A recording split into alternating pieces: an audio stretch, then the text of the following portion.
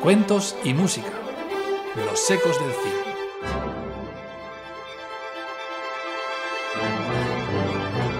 Un programa presentado por Beatriz Alonso y Miguel Ángel Pastor.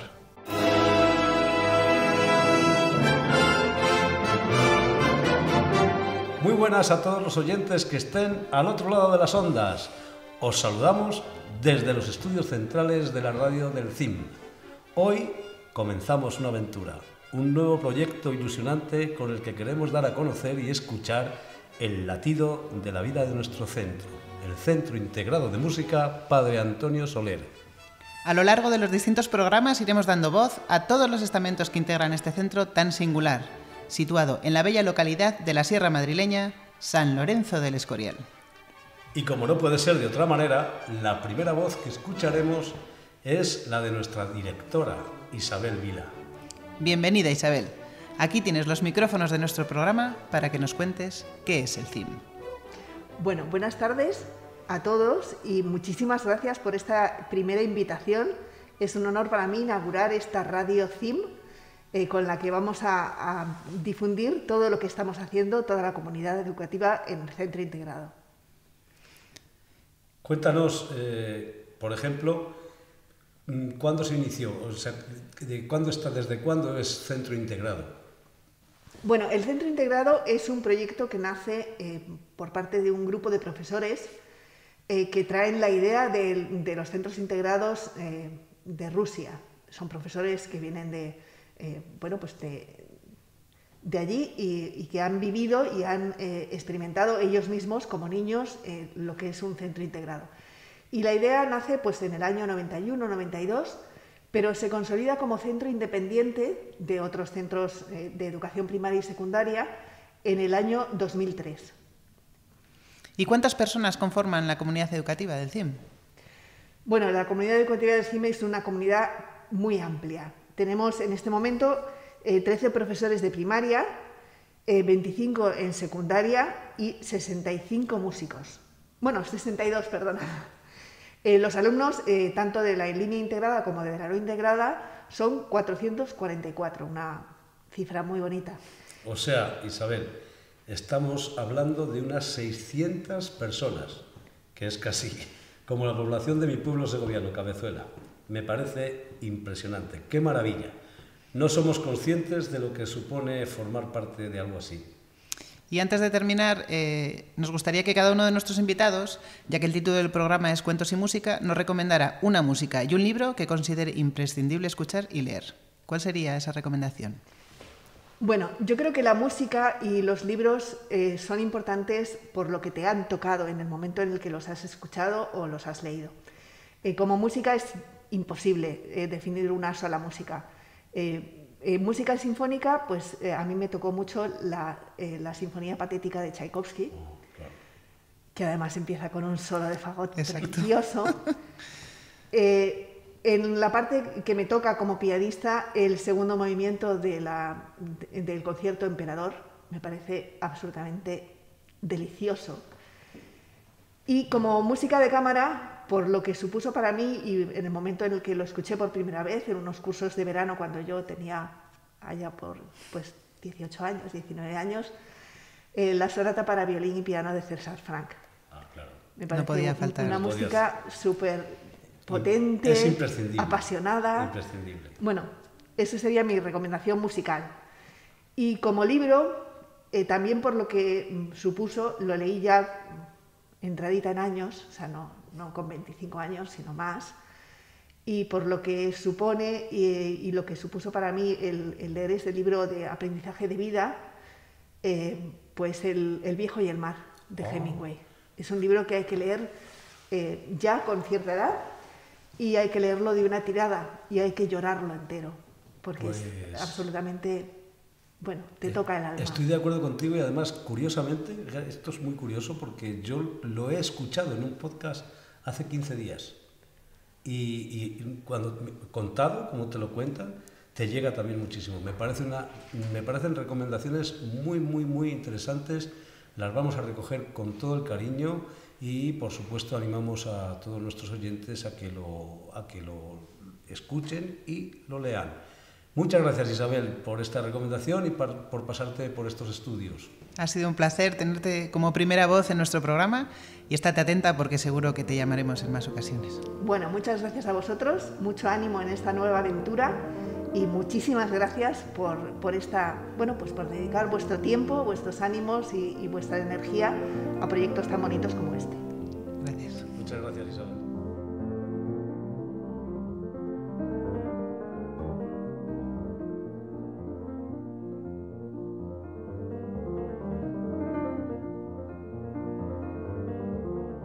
La agenda del CIM.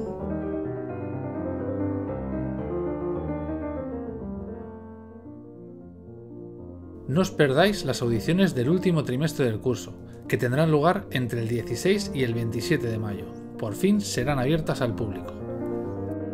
Además, informaros que el coro de sexto de primaria ha pasado a la final del 18º certamen de coros escolares de la Comunidad de Madrid.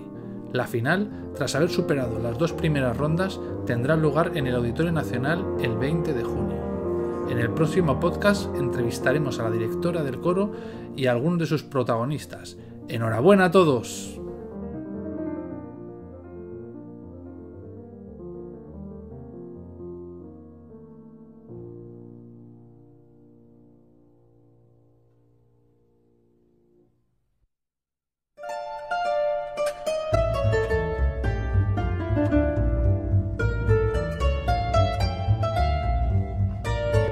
Bueno, Beatriz, qué emoción. Vaya programa nos está saliendo, y eso que es solo el principio. Ya lo creo, pero queda mucho más por contar. Por ejemplo, hablemos de música, que es precisamente el motor de nuestro centro. ¿Qué está sonando ahora mismo? Seguro que alguno de nuestros oyentes está reconociendo el fandango del padre Antonio Soler. Y como no, había que empezar por la figura que nos da nombre. Pero, ¿quién era el padre Antonio Soler? Para contestar esta pregunta, creo que lo mejor es recurrir a la magia de la radio, querida amiga. Os voy a dar a ti y a nuestros oyentes una sorpresa que seguro no esperáis. Vamos a tener la inmensa fortuna de contar en nuestro estudio con el mismísimo padre Antonio Soler. ¿Pero cómo puede ser? Si yo tenía entendido que este hombre murió hace ya unos siglos. Sí, tienes razón. Murió el 20 de diciembre de 1783 en el monasterio del Escorial. Pero hoy, insisto, te lo voy a traer en exclusiva para este primer programa. Y vas a comprobar lo bien que se conserva a sus 293 primaveras. Pues ardo en deseos de conocerlo y escucharlo. Pero no puede ser, lo estoy viendo entrar por la puerta. Madre mía, qué bien se conserva. Buenas, padre. Bienvenido. Siéntese con nosotros. Es un honor tenerle aquí. Cuéntenos, cuéntenos. Soy Antonio Francisco Javier José Soler y Ramos, pero todos me conocen como padre Antonio Soler. Nací en 1729 en Olot, Gerona, en tierras catalanas, pero pasé la mayor parte de mi vida aquí en San Lorenzo. Supongo que por eso las personas que trabajáis aquí habéis pensado en mi humilde figura para dar nombre a vuestro centro, lo cual me enorgullece y agradezco de corazón. ¿Y podría decirnos, padre, a qué honrosas y divinas tareas dedicaba usted su tiempo en el monasterio? Principalmente, hija mía, mi cargo era el de organista y director del coro. ¿Quién me iba a mí a decir en estos tiempos que sigue existiendo la figura del organista e incluso una escolanía en el monasterio para loa del Señor? También, entre otras muchas cosas, componía la música para los oficios. ¿Y a qué comunidad pertenecía usted? Tengo entendido que era la comunidad de los Jerónimos. Así es, Miguel Ángel, pero he comprobado que ahora son los padres agustinos los que habitan en ese lugar. Y nosotros le recordamos hoy en día porque fue alumno, ¿no?, del compositor Domenico Scarlatti, que creo que en aquella época era el compositor de la corte española, si no me equivoco. Qué recuerdos me trae mi maestro, qué bellas obras componía, esas maravillosas sonatas de un solo movimiento que también utilicé. pero tengo que decir que yo era más pasional y dramático aquí donde veis. Qué interesante, padre, todo lo que nos cuenta. Podríamos estar eternamente con usted, pero la radio, este invento que no existía en su época, es lo que tiene. El tiempo es oro. Pero antes de despedirnos, no puedo dejar de decir algo que llevo pensando toda la entrevista. Y es que su voz me recuerda a alguien familiar. Pues no sé, Miguel Ángel. ¿A quién te recuerdo? Ahora caigo. A nuestro querido compañero, amigo e ilustre y admirado profesor de guitarra, José Carlos Baño. ¿No te lo ha parecido a ti, Beatriz? Pues la verdad es que ahora que lo dices, a mí también me ha pasado lo mismo. Pero, vamos, que deben de ser las casualidades de la vida y del destino. Independientemente de todo esto, la verdad es que tiene una voz preciosa. Y, padre, que ha vivido tantos años, ¿podría hacernos una recomendación para los oyentes y los lectores de este siglo? ¿Qué libro y qué música le han llegado dentro y podría recomendarles? Empezando por la música, que es el motor de nuestro centro, ¿no? Y el alma inspiradora de nuestro querido CIM, yo empezaría y destacaría y reseñaría el periodo barroco, que como sabéis va de 1600 a 1750, con la muerte del compositor alemán Johann Sebastian Bach. Y destacaría, entre las múltiples sonatas y suites y danzas que escribió, concretamente la que más me ha llamado la atención, con la que más me he identificado en toda mi vida de estudio y de interpretación, que es la suite número 1 en mi menor, original para laúd, y concretamente destacaría dos movimientos que me conmovieron en su momento cuando los estudié y cuando los interpreté, que era la Allemande y la Bourrée. En cuanto a libros, yo recomendaría uno de obligada lectura, por concentrar toda la sabiduría y toda la idiosincrasia de la época en la que vivió don Miguel de Cervantes Saavedra, que era el libro del ingenioso hidalgo Don Quijote de la Mancha. Es un libro de recomendada lectura que yo leí en su momento para todos. 1547-1616, como saben, nació en Alcalá de Henares. Este insigne dramaturgo de la época renacentista que entronca con nuestro monasterio del siglo XVI, mandado construir por Felipe II, hijo del emperador Carlos V, nieto de los reyes católicos. ¿Cuánta sabiduría nos ha dejado en este primer programa? Lo tendremos en cuenta con mucho gusto y con muchísimo cariño. Y ahora sí, le reiteramos las gracias por este rato de radio con nosotros y no descartamos contar de nuevo con su presencia en el futuro. Pues muchas gracias a todos. Os doy mi bendición y me retiro a mis oraciones y a mi lugar de descanso.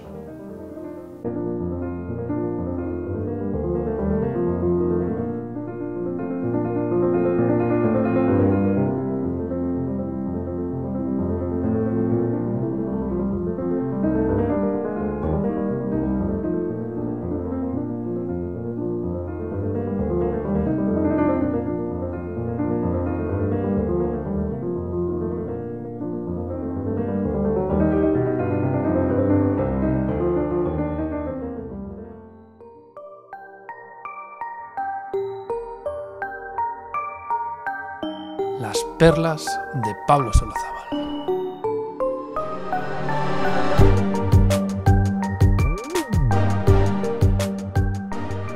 Queridos escuchantes y amigos, muy buenos y primaverales días.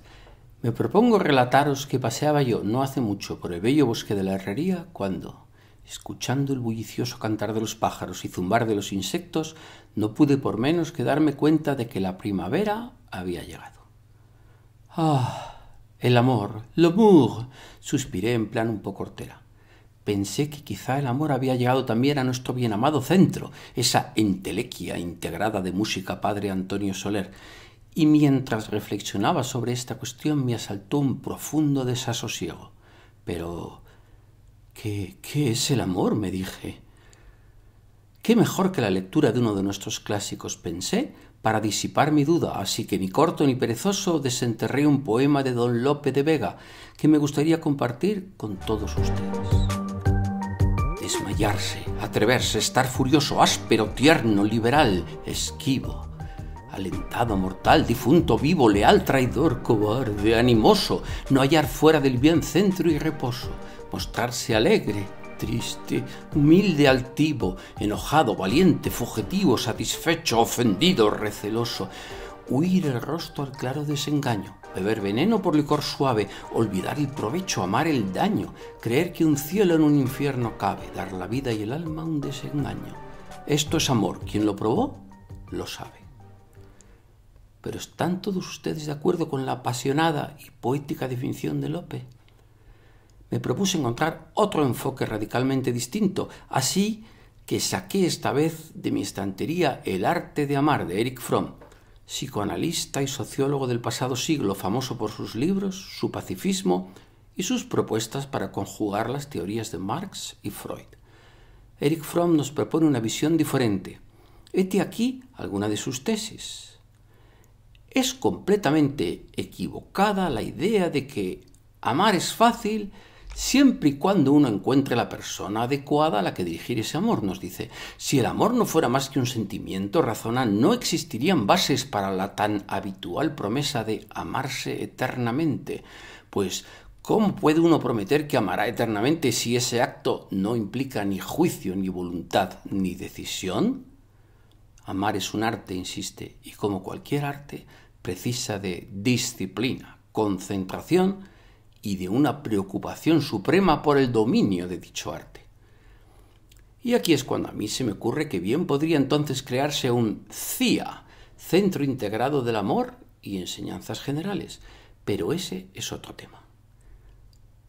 ¿Y si el amor fuera exclusivamente un acto de voluntad, compromiso y práctica, como propone nuestro filósofo?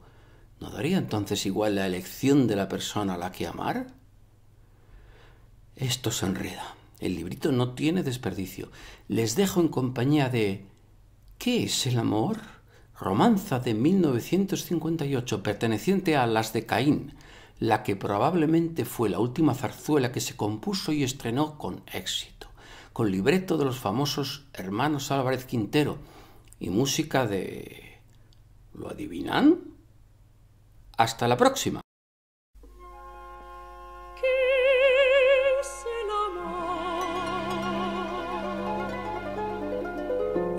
No me preguntes esas cosas. ¿Qué es el amor? Anda, Rosalía, déjame en paz. Desde niña esta pregunta me turbaba la razón. Y un buen día, madre mía, la aclaró mi vida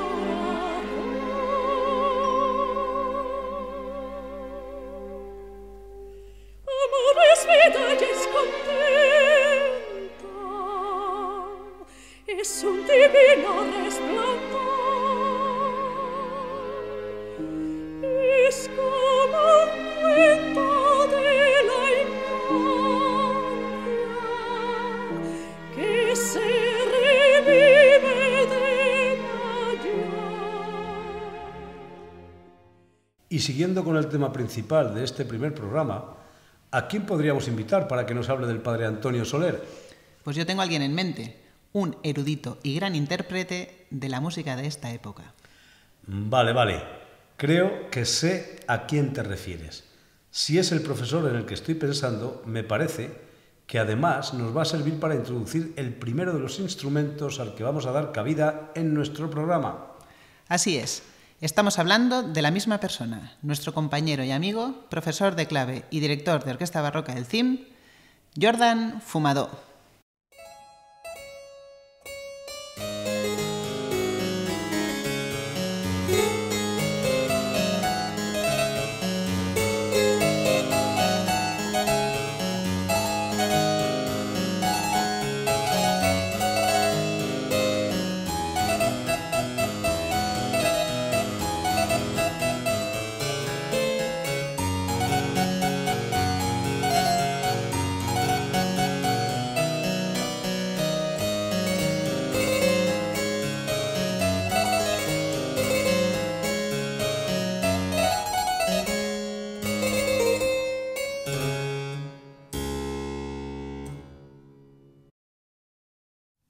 concierto privado que nos acabas de ofrecer, tenemos entendido que has estado precisamente en Barcelona dando un concierto. Háblanos un poquito de este proyecto. Bueno, han sido varios conciertos, más de uno ha sido. Son unos conciertos pedagógicos que organiza el Auditori de Barcelona y se llama Händel and Friends, el proyecto, el espectáculo. Y vamos haciéndolo pues 7 años, son bastantes años, y una de las cosas realmente sorprendentes que hace este auditorio es conciertos pedagógicos, pero durante todo el año. No es una cierta época, sino hay muchos espectáculos que ha realizado el Auditori para diferentes tipos de escuelas, y el que nosotros participamos, se llama Händel and Friends, es, digamos, la misión principal es la difusión de la música barroca a los jóvenes. Entonces durante unas semanas hacen conciertos para escuelas, también está programado también los fines de semana para padres e hijos, y se trata de un espectáculo audiovisual. Tocamos en directo música de Händel, por supuesto, pero también compositores contemporáneos como Bach, Pergolesi, también otros como Rameau, Lully, Couperin, etc. ¿Y hay coro participa un coro en estos conciertos? No, ¿Qué formación? Es una formación pequeña de 5 personas, está compuesta por un barítono, 2 violines, viola de gamba y yo en el clave. Digamos que se mezcla, es un espectáculo bastante divertido, se mezcla el humor, la música en directo y sobre todo tiene un gran peso en el espectáculo visual. Pues muy interesante, la verdad. Además de estos conciertos por toda la geografía española y parte del extranjero, también eres profesor del Centro Integrado de Música. ¿Desde cuándo eres profesor? Desde el año 2005. Madre mía, sí que ha pasado años. Son muchos años, sí. Y entré en este centro ya siendo centro integrado, ¿no? Y durante estos años ha evolucionado muchísimo como centro integrado. Y yo pienso que una de las cosas importantes de este centro es que mantenga todavía las 2 modalidades, las 2 posibilidades de estudiar, cursando a la vez primaria, secundaria o bachillerato, a la vez que música, y también la oferta que se da para la zona de Madrid Oeste principalmente del conservatorio. ¿Y desde tu experiencia, tú lo recomendarías? Por supuesto. No solamente por la calidad de los profesores, el entusiasmo de los alumnos, sino también por los proyectos, el afán de mejorar también, no solamente de los alumnos, sino de los profesores, a que se convierta en un mejor centro, que hagamos todo lo posible para que los niños disfruten, aprendan de la música. Y yo personalmente debo decir que yo he crecido musicalmente siendo profesor, no siendo músico, no siendo profesional del instrumento, ¿no?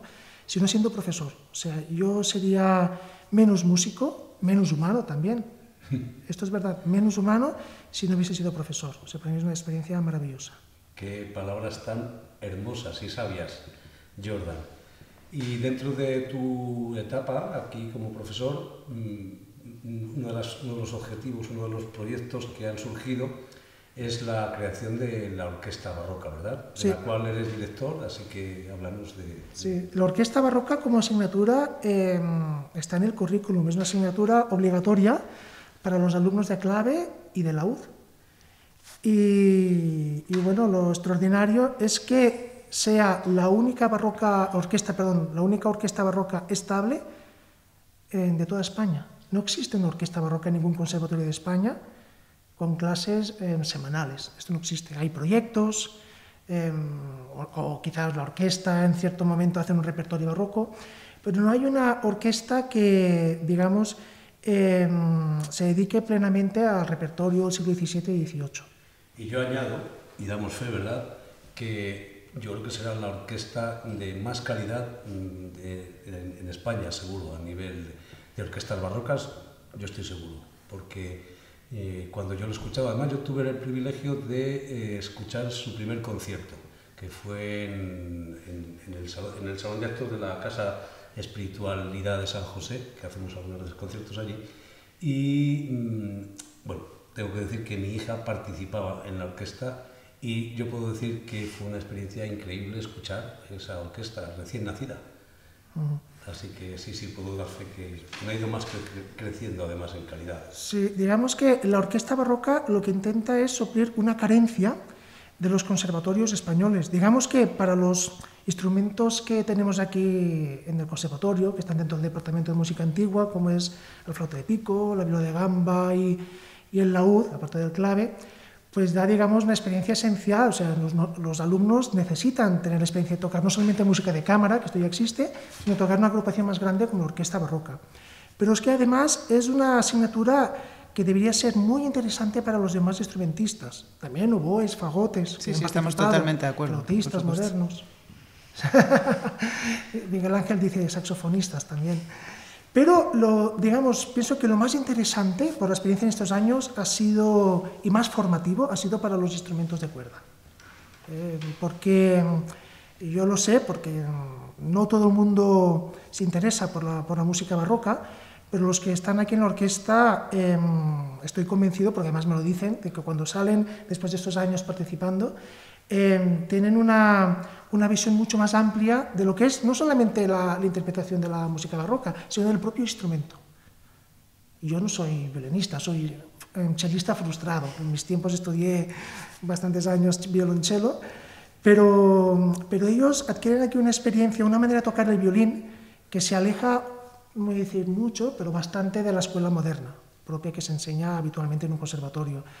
El objetivo principal de esta orquesta es que ellos aprendan a interpretar música barroca, especialmente barroca, también hemos hecho cosas clásicas del Renacimiento, pero principalmente música barroca según los criterios históricos. Eso es lo principal, que comprendan que no es lo mismo tocar una sonata de Brahms que una sonata del siglo XVII de Castello. Y ellos lo llegan a comprender con mucho esfuerzo porque tocan con violines modernos, con arcos modernos, cuerdas modernas, pero eso es lo de menos.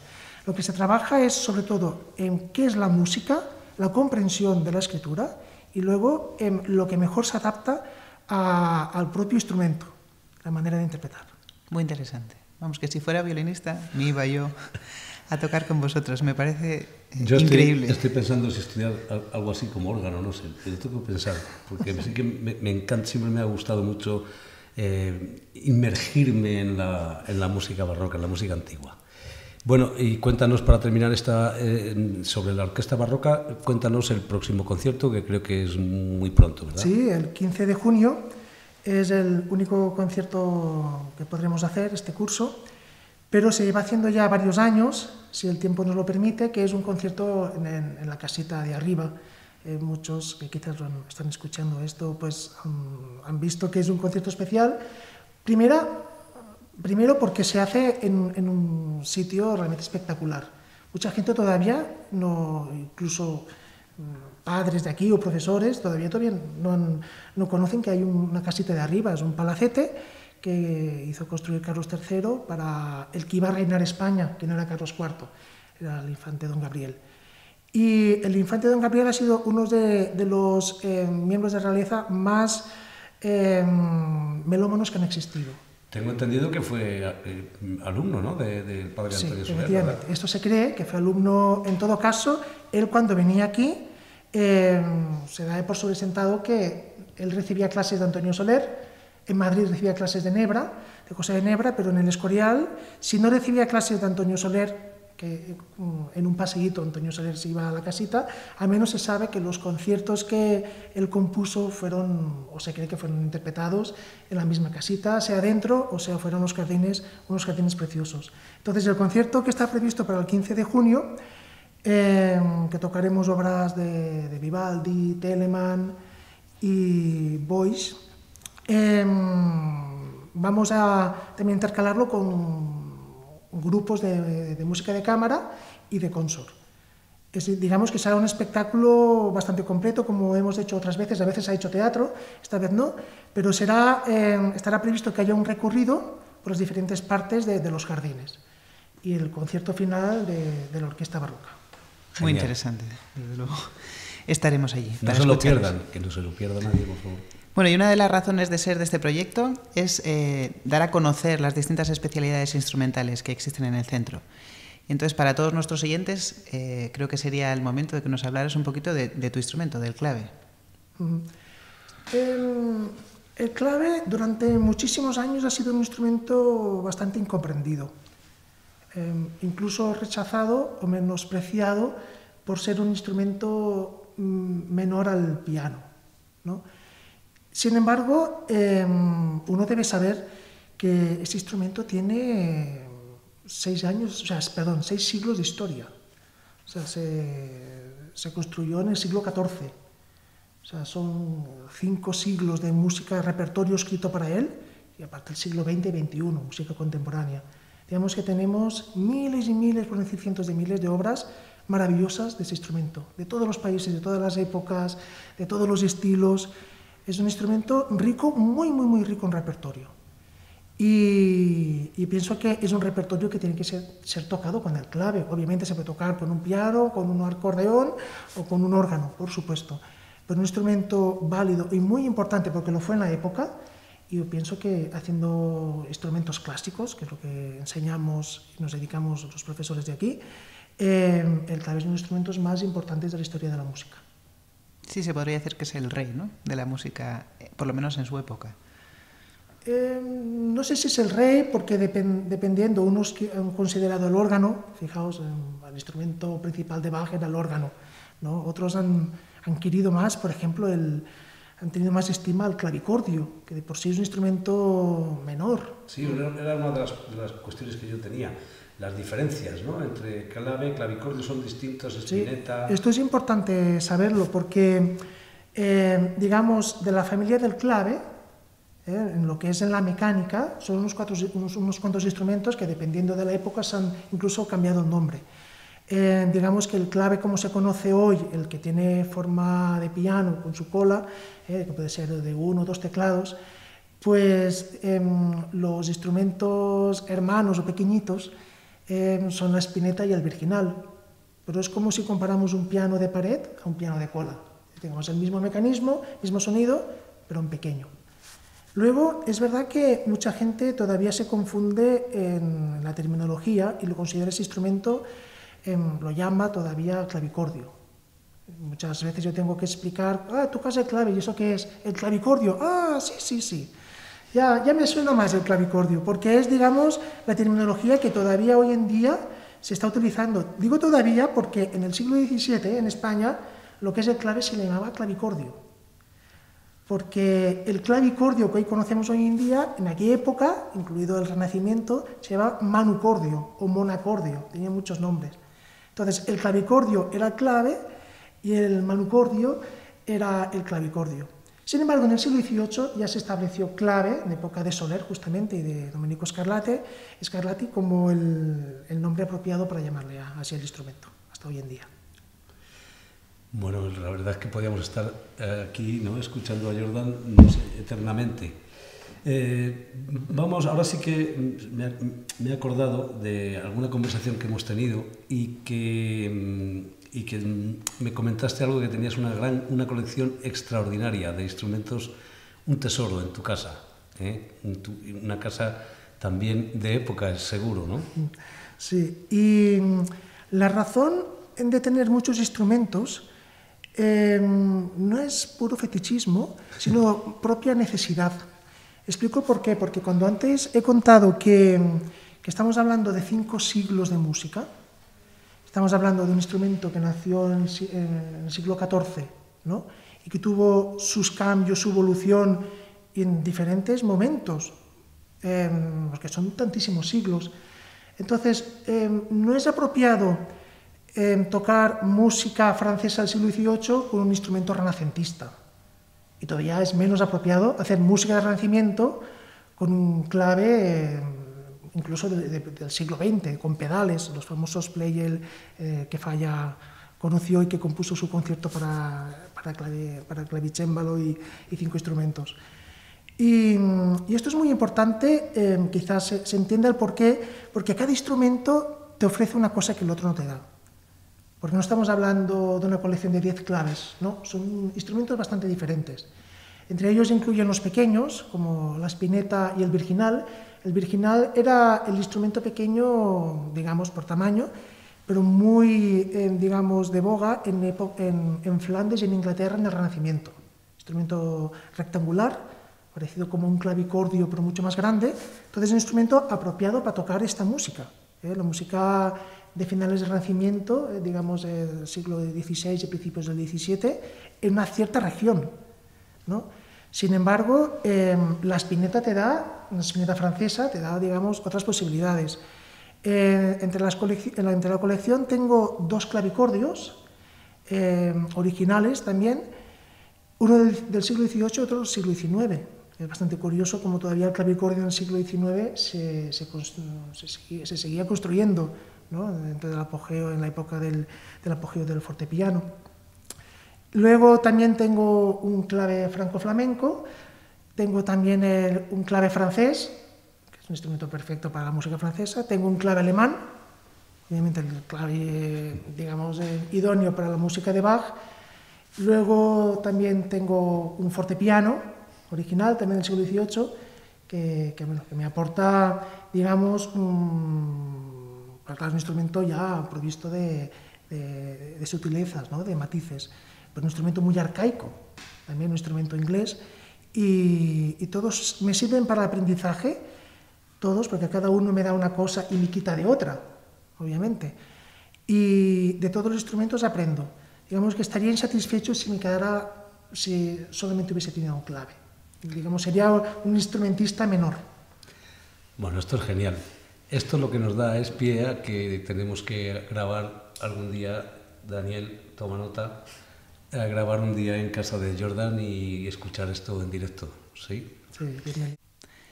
Y ya por último, seguro que puedes hablarnos un poquito del padre Antonio Soler, ¿no? Has tocado antes, cuando hemos empezado la entrevista, el fandango, y nos gustaría saber un poquito más sobre esta figura, ¿no? Que da nombre a nuestro centro. Me parece muy justo que se le reconozca a él, no solamente porque es un compositor que vivió aquí durante 30 años, compositor, profesor, religioso, pero también tratadista, ¿no? y compositor de música de tecla, pero también de música de cámara, música de teatro, música profana, música, por supuesto, religiosa. Es un compositor, yo diría, el más importante de la segunda mitad del siglo XVIII español.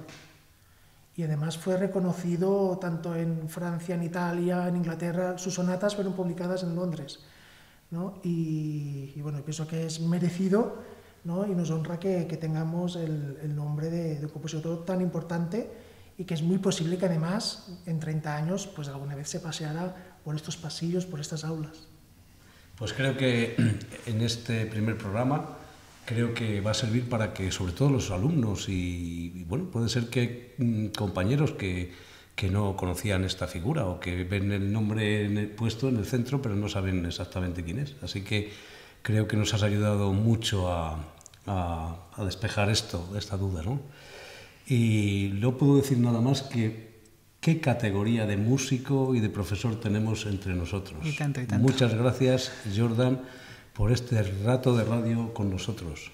Pero bueno, antes de que te marches, tenemos todavía una última pregunta. Nos gustaría que nos recomendaras una música y un libro para todos nuestros oyentes.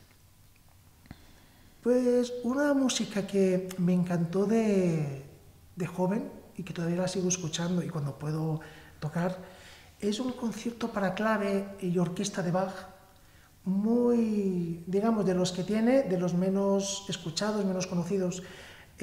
Los conciertos de clave de Bach para orquesta fueron transcritos de conciertos previos suyos para violín. Otros se creen que fueron para oboe o oboe d'amore. Y a mí mi favorito es el de mi mayor. Todo el mundo le encanta el re menor, es el más espectacular, los pianistas lo adoran, lo tocan muchísimo.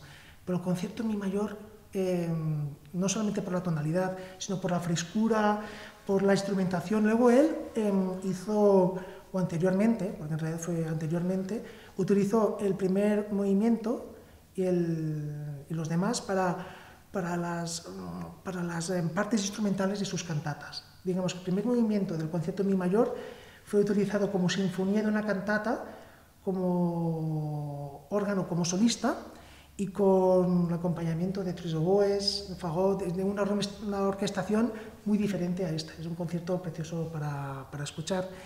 Y luego, pues siguiendo con Bach, sí que me gustaría recomendar un libro que me ha impresionado muchísimo, de un músico enorme que es John Eliot Gardiner, inglés y famoso por lo que ha supuesto en la difusión del historicismo en los años 80, 90, incluso anterior, ¿no?, a estas épocas, de la difusión de la música antigua en instrumentos originales. Y claro, siempre se ha recordado por eso, por el director de orquesta y de coros, ¿no?, pero escribió un libro maravilloso, realmente maravilloso, traducido al español, que se llama La música en el castillo del cielo.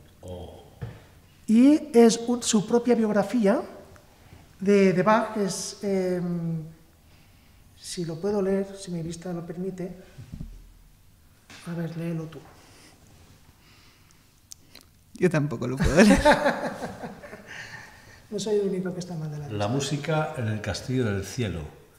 Un retrato de Johann Sebastian Bach. Traducción de Luis Gago al castellano. Un libro muy recomendado. Yo he aprendido muchísimo porque ya se han escrito tantas biografías, tanto se sabe de él, y desde su visión como músico, experto y estudioso, me ha abierto todavía más el corazón a este personaje, ¿no?, tan importante en nuestras vidas como es Bach. Pues en estas recomendaciones también se ve lo que yo decía, la categoría extraordinaria de este compañero nuestro y amigo.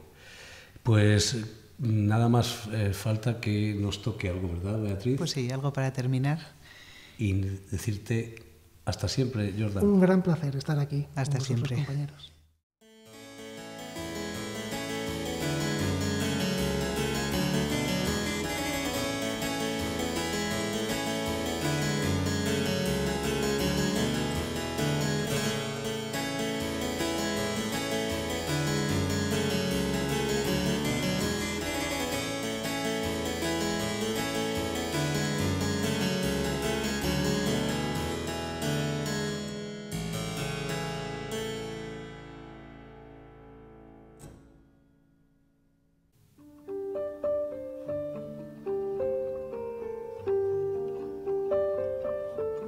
La voz poética de Cristina.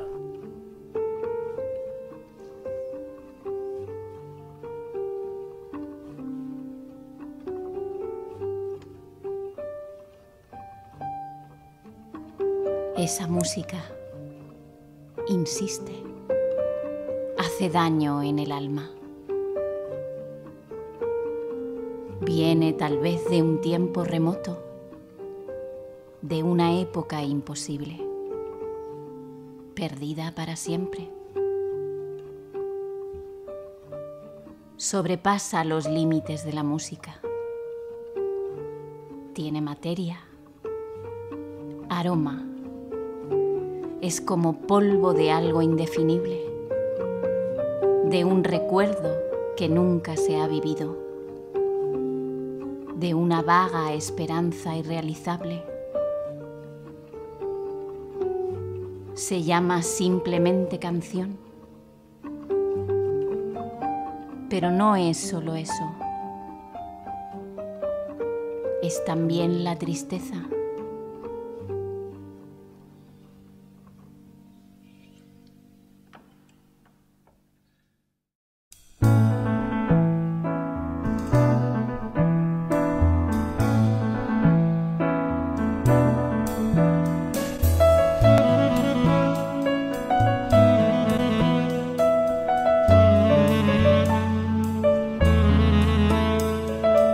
No puedo añadir nada a este bello poema de Ángel González. Con él nos despedimos hasta el próximo programa. En él iremos introduciendo más sorpresas y está preparada la primera tertulia. Esperamos que sigáis escuchándonos y que nos enviéis vuestras sugerencias y críticas. Incluso las positivas. Pero antes de cerrar, vamos a dar las gracias a la persona que ha estado manejando los hilos del programa, la parte que no se escucha del equipo. Nuestro compañero, Daniel Durán. Este ha sido el primer Cuentos y Música, los ecos del CIM. Muchas gracias por estar al otro lado de las ondas. Beatriz, hasta la próxima. Hasta la próxima, Miguel Ángel.